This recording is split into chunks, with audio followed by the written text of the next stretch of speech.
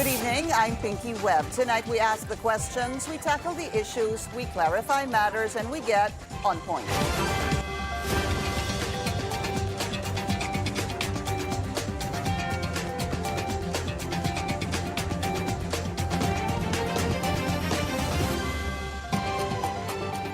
Former House Speaker Martin Romualdez has broken his silence after being linked to the flood control scandal. In an 11-minute video statement, Romualdez strongly denied any role in the alleged corruption. He instead pointed to the executive branch and mentioned three names: former Senate President Chis Escudero, resigned Congressman Zaldico, and our guest for tonight. Let's get on point with Navotas City Representative Toby Tiangco. Kong Toby, maraming salamat po as always. Thank you for good your evening, time. Pinky. Okay, were you surprised na naglabas po ng video message si dating Speaker Martin Romualdez? Surprised that he came out with a video message? Yes, I was surprised. Okay, why? Hindi, ang tagal niya nanahimik, di ba? From the start of this controversy, never naman siya naglabas ng statement, hindi naman siya nagpapa-interview, and up now, hindi siya nagpapa-interview. So, nagulat ako na naglabas siya ng statement. Why do you think naglabas siya ng statement kahapon Ang po? hula ko lang, no? Ang hula ko, I don't think it's mere coincidence na nahuli si Saldico doon sa Czech Republic.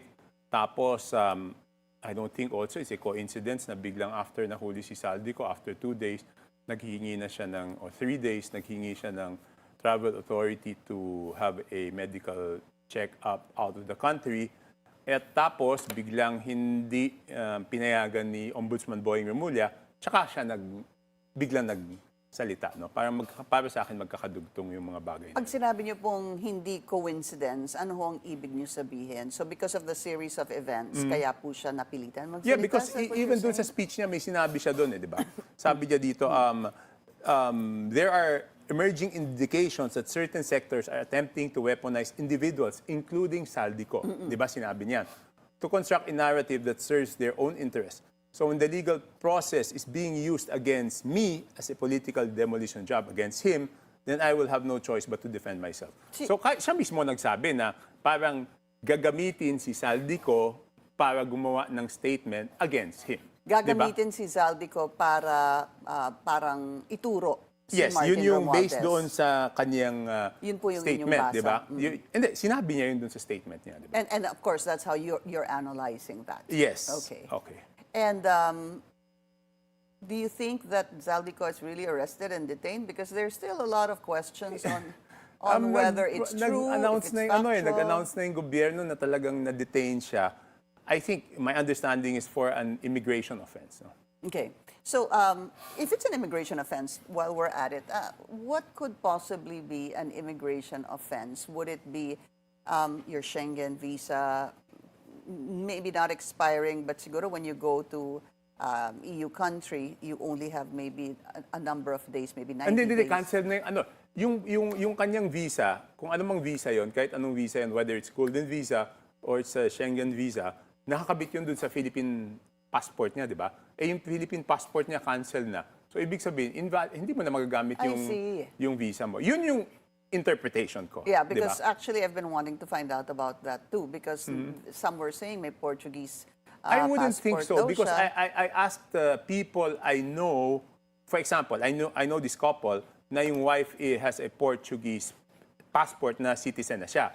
Yung husband, hindi pa Portuguese passport. So, tinanong ko, bakit hindi ka pa nagpa-passport? Sabi niya, sobrang hirap daw yung language exam. So, dapat pumasa ka dun sa language exam. So, wala naman akong alam na nag-aaral si Saldi ng Portuguese. So, mukhang, sa tingin ko, I've been saying ever since before, sa tingin ko, wala pa siyang passport And na how Portuguese. does that Sa tingin work? ko yun, hindi ko sigurado yun. How does that work? Let's say you have a Portuguese passport. No, I don't think he has. No. How does that work in general? To, let's say, an individual, pagka meron ka bang Portuguese passport, you keep your Philippine passport? How does The dual citizen, but it's an issue for Filipinos who are not elected officials. It's not an issue.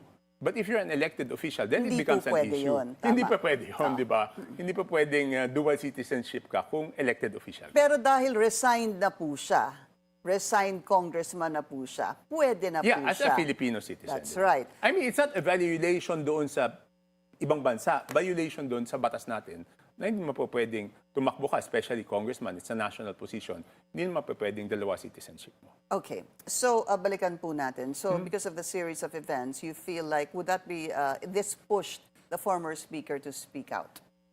No, I think it pushed him to say things na halos wala naman ibig sabihin, di ba? Ang haba ng sinabi, wala naman ibig sabihin doon.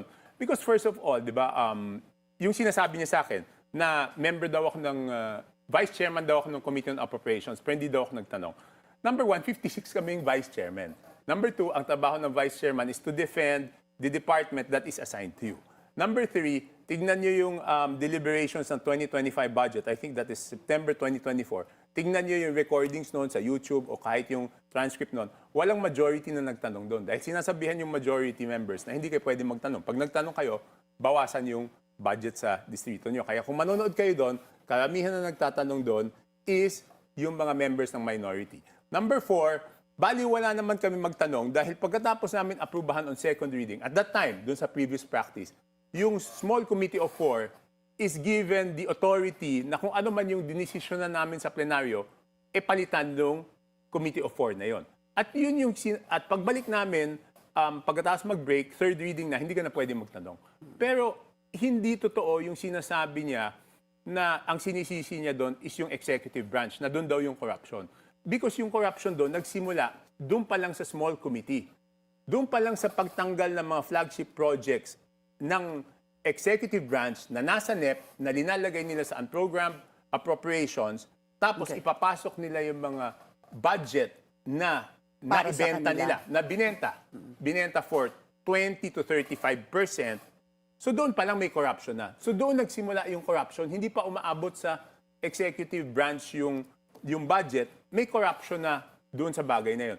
At yan, hindi naman tinanggi ni Saldi, di ba? Ang sinabi lang niya, wala siyang natanggap. Sinabi rin ni Engineer Alcantara, ganun ang ginagawa nila. Sinabi ni Yusek Bernardo, ganun ang nangyayari. So yung corruption nagsimula doon sa House. Hindi siya nagsimula doon sa executive. Hindi ho ba yung corruption pwede rin mag-umpisa sa executive pa lang dahil kayo po bilang mga mambabatas ay humihingi ng mga proyekto from the executive department, for example, the DPWH, para po sa mga proyekto na some are valid and some is because meron po kayong makukuha after that. Hindi, yung, for example, Navotas. Doesn't it start there? No, it doesn't start there because lalo, I can speak for myself in Navotas.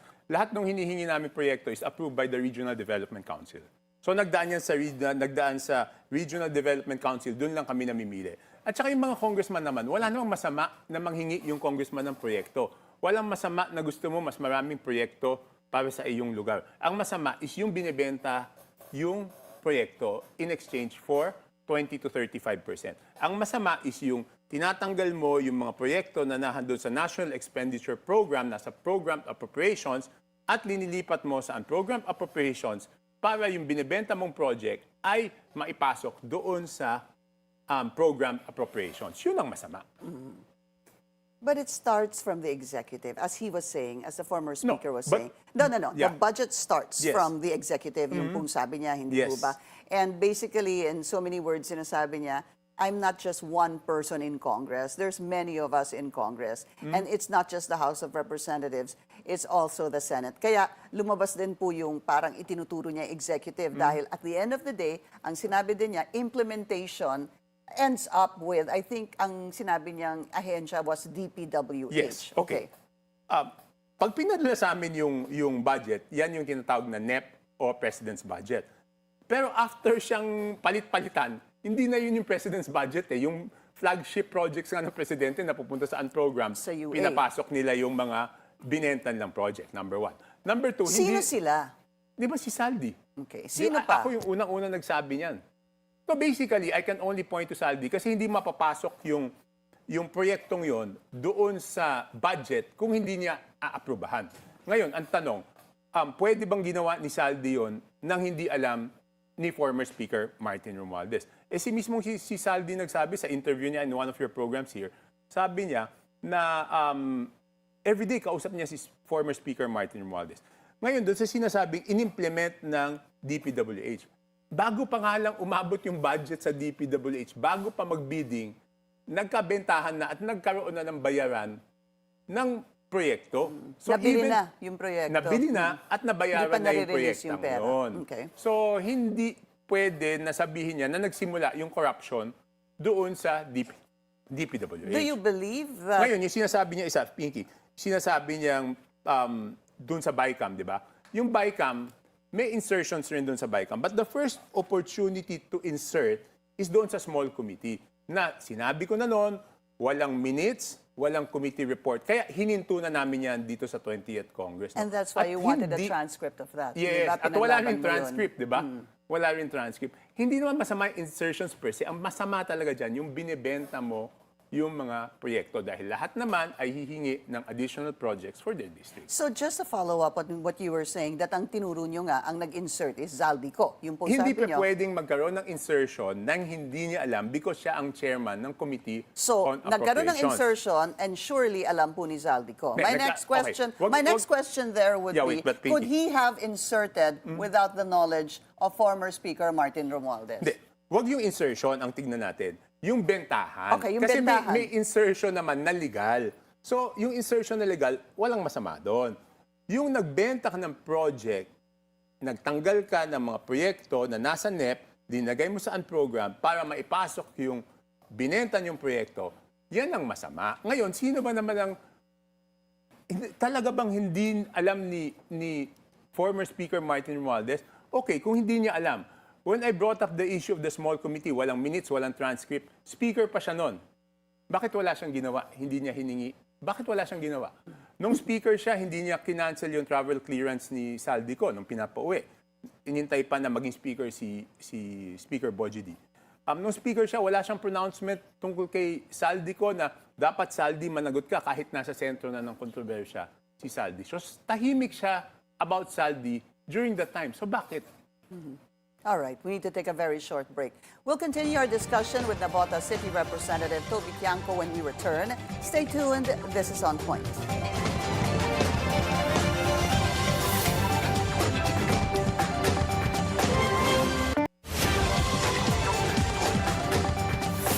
Welcome back. Still with us, Navotas City Representative Toby Tiangco. For those who may have missed it, you were named nga po together with former Senate President Chis Escudero and former Congressman Zaldico. Let's just play that particular portion of yung pahayag po ni dating Speaker Martin Romualdez. Let's play this. The House deliberates, but the House is not one person, and it is certainly not the Speaker alone.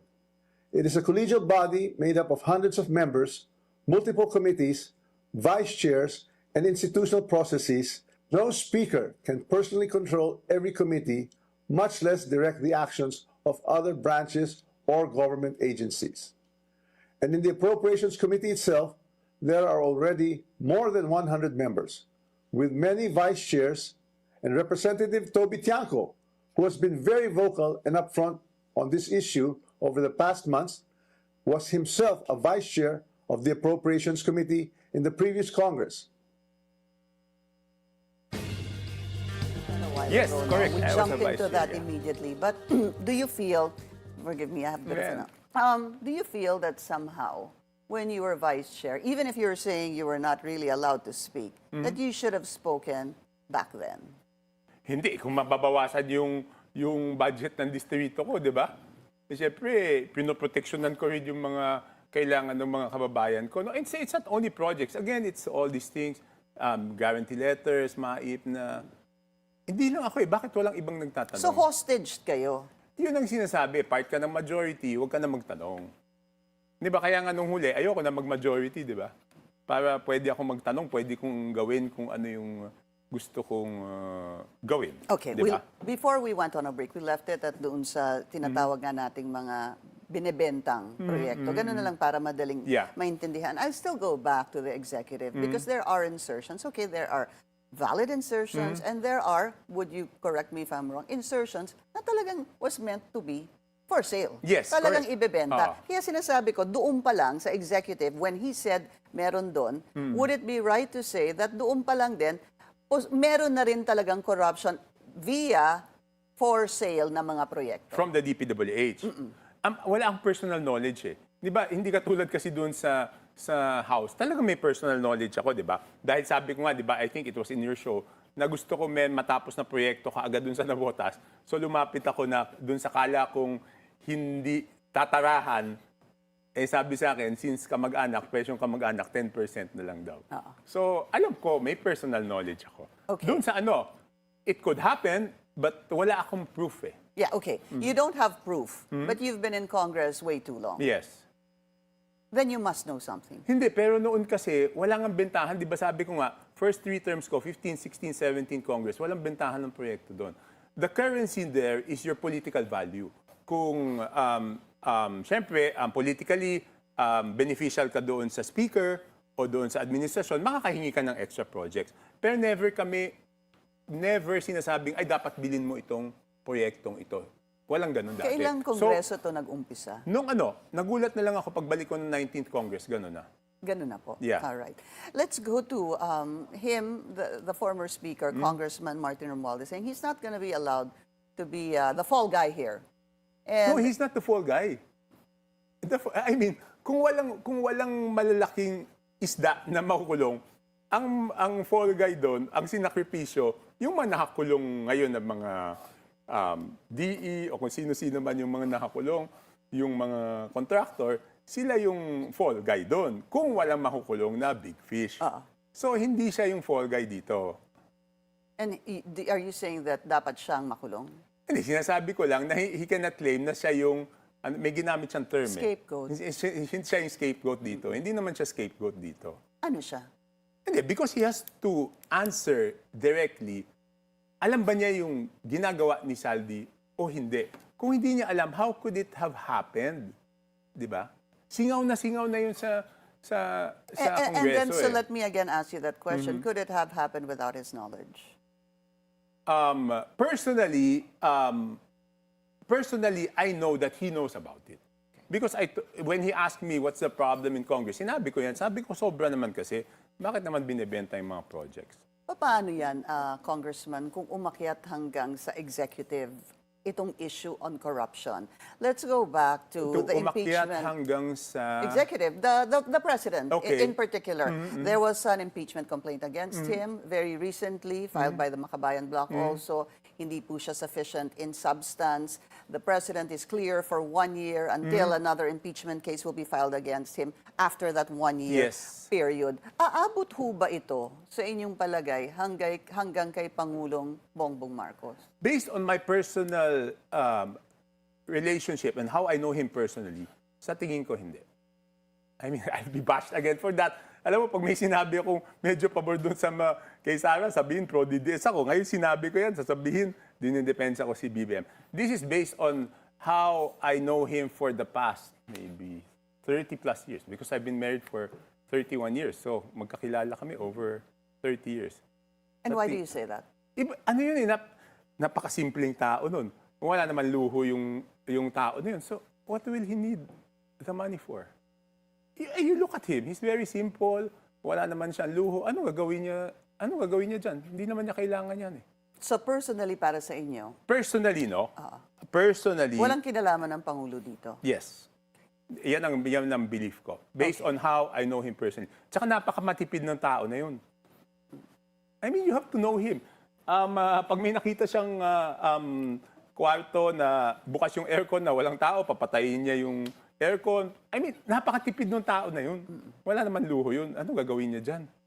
Would it be possible that if that is your personal assessment and analysis of the president is that nagpikit mata na lang siya at pinabayaan po ito na Hindi, mangyari? ako ang personal tingin ko, nagtiwala siya for the first 2 years until na-realize niya na yung mismong flagship projects ang tinatanggal at linalagay sa program. Doon niya na-realize na mukhang may kalokohan. But is that valid that it will take 2 years before you realize that, sir? Sobrang tiwala siguro eh. Di ba? I mean, I don't know if it was in this program that Tony Lopez says that there's no mean bone in him. Di ba? So, sobrang tiwala. Maybe that's his fault. yung sobrang nagtiwala, sobrang mabait. How about ignorance? I don't think so. He's not very, ignorance. very intelligent. No, ignorance does not mean hindi ka matalino, hindi ba? You just didn't know much about No, it. I don't think so. I don't think so. Sa tingin ko, yung tiwala, dahil mabait na tao, pinsan ko to, magtitiwala ako dito that he will do the right things for me, hindi naman niya ako papahamak. Sa tingin ko, mas ganun eh. And it came to fore when? Yung pong mga kwento ninyo, which everybody already knows, hindi ho ba yung kwento nyo, nagkita-kita kayo? Yeah, but that was triggered by an event where a foreign funder complained. Yun yung reason kung bakit na-realize na yung unprogrammed, ay yung mga foreign assisted, tinatanggalan ng pondo because may foreign funder na nag-complain bakit nawawala yung counterpart nyo dito sa mga proyektong ito. It's a little, maybe sometimes confusing, sir. Kasi balikan ko lang po yung how this all started. The President said, maya naman Yes, kayo. maya naman kayo. Lumabas po ang mga diskaya sa Senado and sa Kongreso. And at some point, named Martin Romualdez because name drop daw siya ng ilang mga congressman. And Okay. thereafter, the diskaya couple named some congressmen. Yes. Then, you have Yusek Bernardo, Yes. who named senators. Yes. And then you have Orly Gutesa, who we don't know where he is now, naming Ko and Martin Yes, Romualdez. and si Alcantara. And then you have Alcantara, hindi ho ba? Yeah. So, and then now you have Zaldico in his video message saying it's Martin Romualdez and Bongbong Marcos. No. He said, Nagpa-insert si Pangulong ang sabi Bongbong niya, Marcos. according to Martin Romualdez, yun ang utos. Di ba ganun lagi eh? Okay. According to Martin Romualdez, yan ang utos ni Presidente. According to Martin Romualdez, ganito. He never said na nakausap niya si Diretso. Presidente at yun ang utos sa kanya. Ang So- lagi niya sinasabi, according to Martin Romualdez. So with all that I just narrated, sir, yung mga lumalabas na mga pangalan, nagkakaroon na ho ba talaga ng, lumalabo ho ba yung issue para sa inyo? O nagiging mas malinaw? No, I think nagiging mas malinaw because nakikita natin na talagang seryoso si Ombudsman Boying Remulla. No?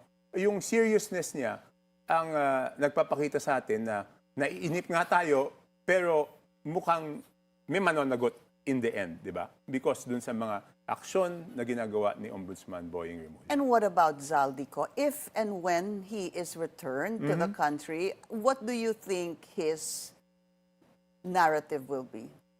No, I think he just has to say everything he knows, di ba? Well, what he said in his video message was he had no knowledge of... Wag na lang niya ulitin yung walang natira sa kanya kasi hindi naman nakakapaniwala yun na dumaan lang yung pera, lahat pinabigay niya. Walang naiwan sa kanya. Wag na lang niya ulitin yun kasi hindi naman kapanipaniwala yun na hindi man siya pinatihan kahit isang maleta doon sa dami-dami ng maleta. Hindi man siya binigyan kahit isa. Parang hindi naman ako maniniwala doon. All right. Navotas City Representative Toby Tiangco, sir, as always, thank you so much for your time.